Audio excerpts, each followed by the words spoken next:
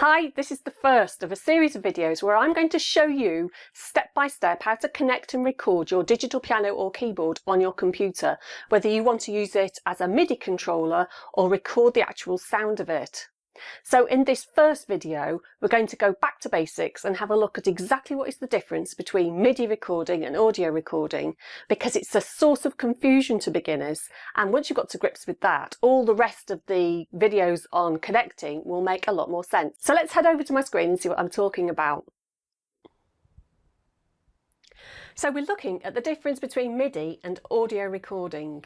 Now, if you want to make an audio recording of your keyboard, what you actually want to do is record the sound of it and make an audio waveform file that looks a bit like this, so that you can then burn it to CD or create an MP3 file or upload it to SoundCloud. Whereas if you make a MIDI recording, you're not recording any sound, you're recording your performance data. So if you look at it on a typical piano roll view like this, it shows you what notes you're playing, when you're playing them, how loud you're playing them, and so on. So there's quite a difference. So let's explore the difference between the two in a typical digital audio workstation or DAW. So here you go, I'm playing a piece and I'm recording the sound of it. I'm using my computer like a tape deck, and as I record, I'm creating an audio waveform file. Let's take a closer look at that. It looks very familiar now.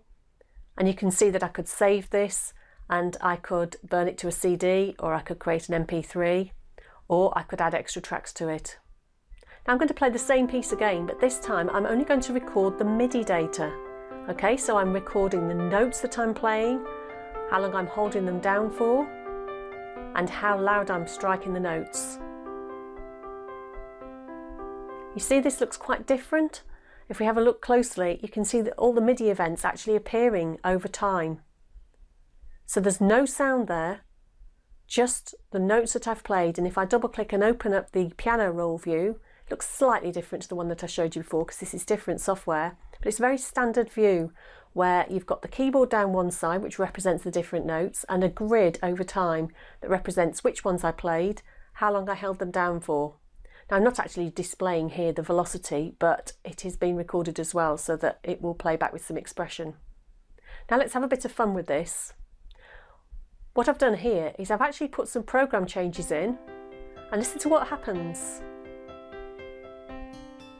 Okay, the sound is being chosen from this software, and I'm playing a virtual instrument with different sound banks within it, so that I can completely change what it sounds like.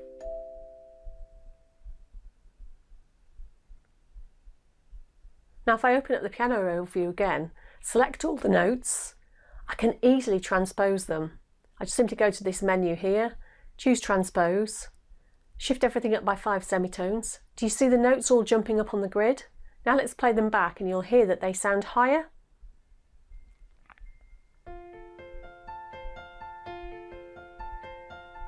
Still got those program changes in so that we can change the sound of the instrument as well. And you see this is just a few keystrokes to change what's happening. Now let's have a bit of fun with the tempo. So if I view the master track, this flat line represents my original tempo. I'm going to put a few breakpoints in, and then what I'm going to do when I've done that is I'm going to make it a little bit faster here, speed up the tempo a little bit more here, and again, and then let's just get ridiculously fast here, just so that you can see the kind of effect that will have.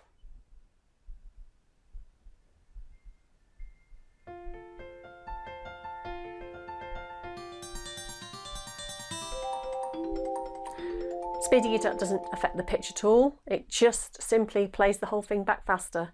That's because I've got everything recorded as pieces of data that can easily be manipulated around.